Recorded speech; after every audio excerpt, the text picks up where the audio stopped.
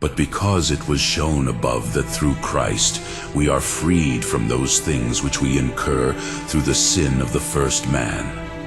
But when the first man sinned, not only was sin brought upon us, but also death, which is the penalty of sin, according to the Apostles' words, to Romans 5:12. Through one man sin entered into this world, and through sin death. It is necessary that through Christ we should be freed from both, namely from guilt and from death. Wherefore the Apostle says in the same place, "If in the offense of one death reigned through one, much more, receiving the abundance of gift and justice, they will reign in life through one Jesus Christ, so that he might show us both in himself. He willed to die and to rise again.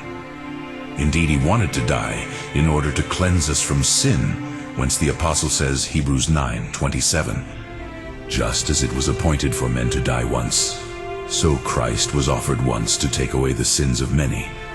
But he willed to rise again in order to deliver us from death, whence the Apostle, 1 Corinthians 15:20, Christ rose from the dead, the first fruits of those who slept. For indeed by man is death, and by man is the resurrection of the dead. Therefore we obtain the effect of the death of Christ in the sacraments, as far as the remission of guilt is concerned. For it was said above that the sacraments work by virtue of Christ's passion. But the result of Christ's resurrection, as far as liberation from death, we will achieve at the end of the age, when we will all be resurrected through the power of Christ. Whence the Apostle says, 1 Corinthians 15:12, if Christ is preached as having risen from the dead, how do some say among you that there is no resurrection of the dead? But if there is no resurrection of the dead, and Christ has not risen, and if Christ has not risen, our preaching is empty, our faith is also empty. It is therefore necessary to believe that the resurrection of the dead will come. But some, perversely understanding this, do not believe in the future resurrection of bodies. But what is read about the resurrection in the Scriptures, they try to refer to a spiritual resurrection, according to the fact that some people rise from the death of sin through grace. But this error is reproved by the Apostle himself.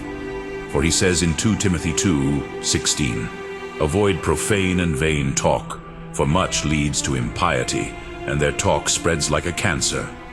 Of whom is Hymenaeus and Philetus, who fell away from the truth of the faith, saying that the resurrection had already taken place, which could not be understood except from the spiritual resurrection. It is therefore contrary to the truth of faith to posit a spiritual resurrection, and to deny a bodily resurrection. In addition, it is clear from what the Apostle says to the Corinthians that the preceding words are to be understood as concerning the bodily resurrection. For after a little he adds, the animal body is sown, the spiritual body rises where it manifestly touches the resurrection of the body. And afterwards he adds, the corruptible must put on incorruption, and the mortal must put on immortality. But this body is corruptible and mortal. Therefore it is the body that will be resurrected. Still, the Lord, John 5:25, he promises both resurrections. For he says, Amen, amen, I say to you, that the hour has come, and now is when the dead will hear the voice of the Son of God, and those who hear will live. Which seems to refer to the spiritual resurrection of souls, which was then already beginning to take place, while some clung to Christ by faith. But afterwards he expresses the bodily resurrection, saying, the hour is coming in which all who are in the tombs will hear the voice of the Son of God. For it is manifest that the souls are not in the tombs, but the bodies. Therefore the resurrection of the body is predicted here. The resurrection of bodies is also expressly foretold by Job. For it is said in Job 19:25, I know that my Redeemer lives, and in the last day I will rise from the earth, and again I will be surrounded by my skin, and in my flesh I will see God. To show also the future resurrection of the flesh, an evident reason is supported by the suppositions which have been shown in the foregoing. For it was shown in the second that the souls of men are immortal. They therefore remain behind the bodies, absolute from the bodies. It is also evident from what was said in the second part, that the soul is naturally united to the body. For it is, according to its essence, the form of the body. It is therefore against the nature of the soul to be without a body, but nothing that is contrary to nature can be eternal. Therefore the soul will not be forever without the body. Therefore, since it remains forever, it must be united to a renewed body, which is to rise again.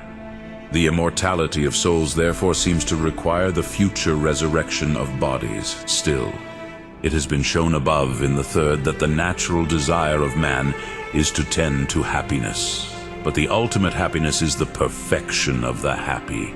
Whoever, therefore, lacks something for perfection does not yet have perfect happiness, because his desire is not yet entirely at rest. For every imperfect person naturally desires to attain perfection. Now the soul separated from the body is in some way imperfect, as every part existing outside its whole. For the soul is naturally a part of human nature. Therefore, man cannot achieve ultimate happiness unless the soul is united to the repeated body. Especially since it has been shown that in this life man cannot reach ultimate happiness. Again, as was shown in the third, by divine providence, punishment is due to those who sin, and reward to those who do well. But in this life men, composed of soul and body, sin or do right. Therefore a reward or punishment is due to men both according to the soul and according to the body.